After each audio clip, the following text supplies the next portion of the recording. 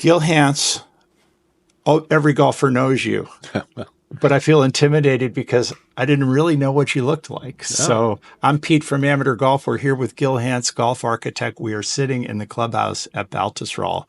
We're going to record a podcast, and thank you for being with us. Thanks, Pete. Good. I actually enjoy the anonymity, so it doesn't bother me at all that you didn't know what I looked like. Okay. Well, anyway, it's now I do, and golf is a game that we revere for a lot of reasons, but one of the reasons is the great cathedrals that we can play on. And some of us only get to play them once or twice in our lives.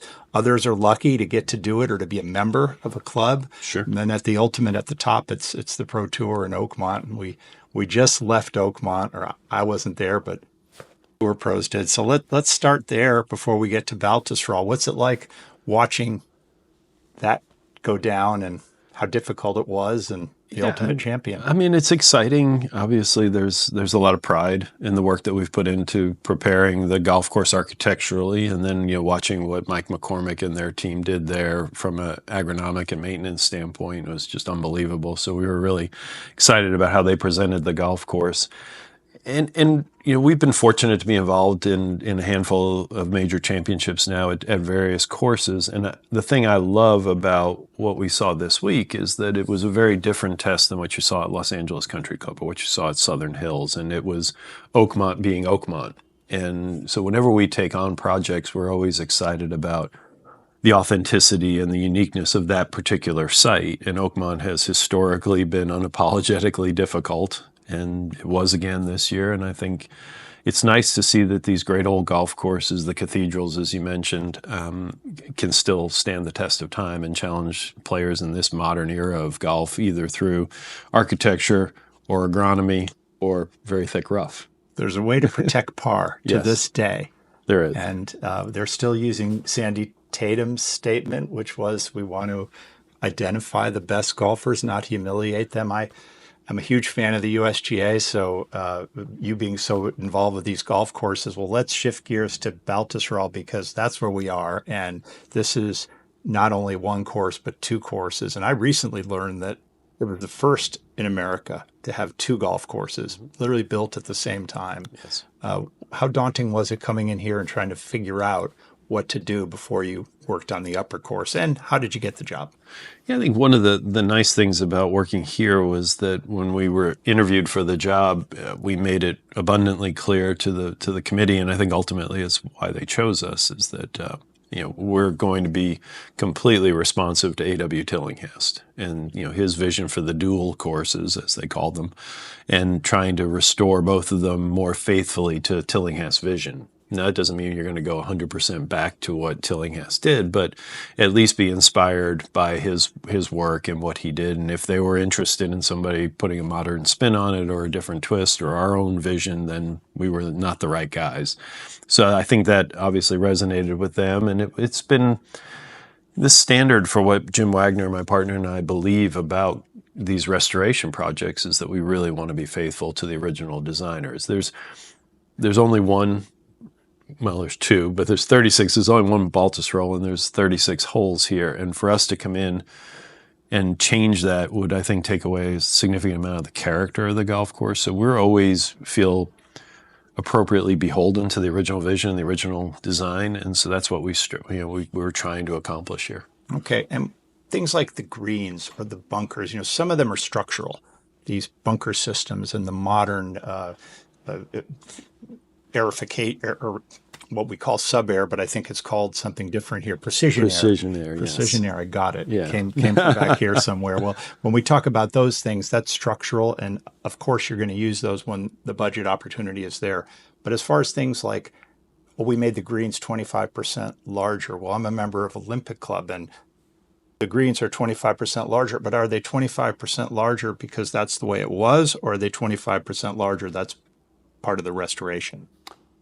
It's primarily because that's the way they were. And it's just an evolution thing. It's, you figure if you miss this much grass every year over 80 years, before you know it, you've come in a long ways. And then you've got bunker splash and surrounds. One of the things we focused on, a lot of conversation about at Oakmont, is, restoring the edges in a very similar condition here at Baltusrol with Tillinghast screens. So, In that additional square footage, we recaptured some lost hole locations, which I think are wonderful from a challenge standpoint. Whenever you can restore edge hole locations closer to bunkers, that's going to make it more challenging for the better players in the world. But we also sometimes just recovered areas that you couldn't put a pin on them. And then those areas from a Tillinghast perspective were important from a recovery.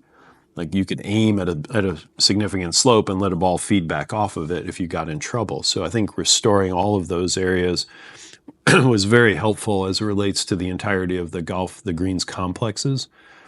The infrastructural stuff was critical. When you have clubs of the stature of Baltusrol who are going to host major championships, you want to put everything you can under the ground to get water off the golf course as quickly as possible, and also to provide the best growing conditions underneath. And Greg Boring and his team present that day in and day out. But sometimes Mother Nature doesn't cooperate. We obviously just saw that at Oakmont. And so the ability to flip a switch and literally dry down the golf course as quickly as possible, if the clubs have the wherewithal to do that, I think it's a prudent investment. Yeah, and I learned about the bunkering system last night, and the same thing. We've all played golf courses there. After a rain, you just say we're taking a drop. They're out of play, and here you've got this system that does it. And rather than get in the weeds on that, suffice to say, there is a very sophisticated system that was designed by somebody that you're using. And I'm imagining there's all other kinds of things, but bigger picture, you talk about not only has the game changed in terms of how far people hit it, fitness, how well they're able to play around the greens, but the maintenance has changed. So green speeds and things like that. And you've got this 36-hole Tillinghast original that didn't run 13 in the old days. Correct. So how is that into your plans? Well, I think we've always embraced that the difficulty that these great old courses provide. Maybe, I mean, in its day and age, they ran fast, and so the greens were a challenge. But now, really, the way to defend these classic golf courses is through rough and greens and slopes in them, and hopefully firmness in the greens, because that's ultimately the bigger determinant as to how difficult a golf course can be. I mean, tour players and accomplished amateurs work their whole lives to get a predictable outcome when they hit a golf shot. And if the wind or firmness in the greens tends to not have that outcome be that predictable, then the golf course becomes much more difficult. So I think all the infrastructure under the greens in combination with the speed and the ability to have difficult hole locations is part of the defense of the golf course, but also part of the interest of the golf course. And Jim Wagner and I always talk about, if we're going to hold the standard of greatness, even today, to be the greens at, you name it, Augusta, Pinehurst, Seminole, Wingfoot, Baltusrol, then why would we dumb them down? Why would we tame them? Why would we take the character that defines greatness in this era and has defined it in Baltusrol's case for a century and take that away? So we work very cautiously if we're going to modify any slopes within the greens. And the upper golf course required a little bit more of that because there were very few hole locations with today's speeds. So we try through the expansions to recapture hole locations, but occasionally we'll modify internal contours in them. But we really feel strongly that it's part of the accepted character and the embraced character of these great old golf courses that the greens are going to be difficult at modern putting speeds. Sure. And many golfers that are members here, or maybe they're frequent guests, or they haven't played here in 3 years and their friend invites them back, they're going to see something different. And of course, they're going to compare it to the old. And in my case, when people ask me about Olympic and they said, what do you think of Gil Hanse Restoration Olympic? And I said, well, I'll tell you what I think is, it's the same golf course. That's the best compliment. Yeah. Even the bunkers, how many bunkers did you add there? And I don't remember all of them. Maybe if I got in more, I would. So here, what do you think a person that hasn't played in 3 years, but played a lot here, not even a pro that maybe is just prepping for a major, but a real regular here, playing with their friend, the member, what will they see? Well, I think they're going to notice that stylistically the bunkers will be a little bit different. I think they're going to notice the larger green sizes and more eccentric shapes to them. They had kind of regularized and become more oval, and now we've restored some of the rectangular aspects to them. I think on the upper golf course, the thing that will be striking is the tree removal, is, restoring some vistas across the property.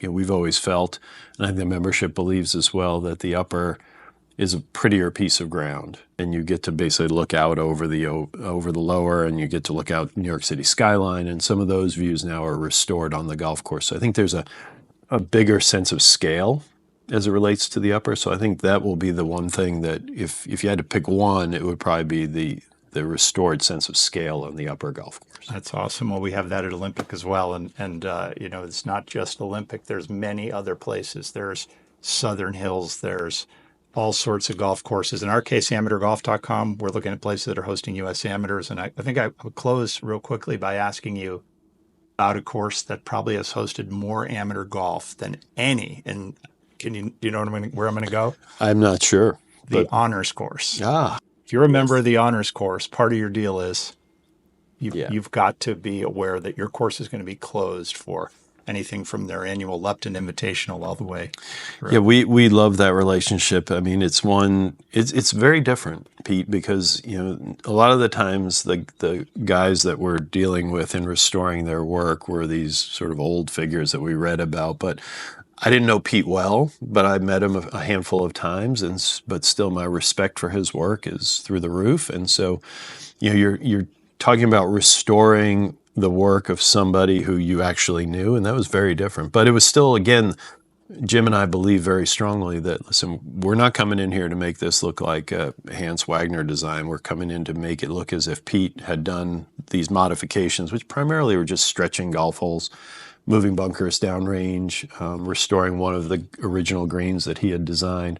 So it's the same reverence and the same belief in how we work on this as a restoration for somebody who unfortunately passed just 4 or 5 years ago. But I can't think of another way to say it, but we're honored to be at the honors. That everybody there has been super nice to us. That's pretty neat that you felt some pressure that was different than the pressure you would feel for somebody that is long gone, for somebody that you knew personally. Well, I really appreciate you spending some time with us. You've got a busy day here. Gil Hanse, thank you for joining amateurgolf.com today. Thanks, Pete.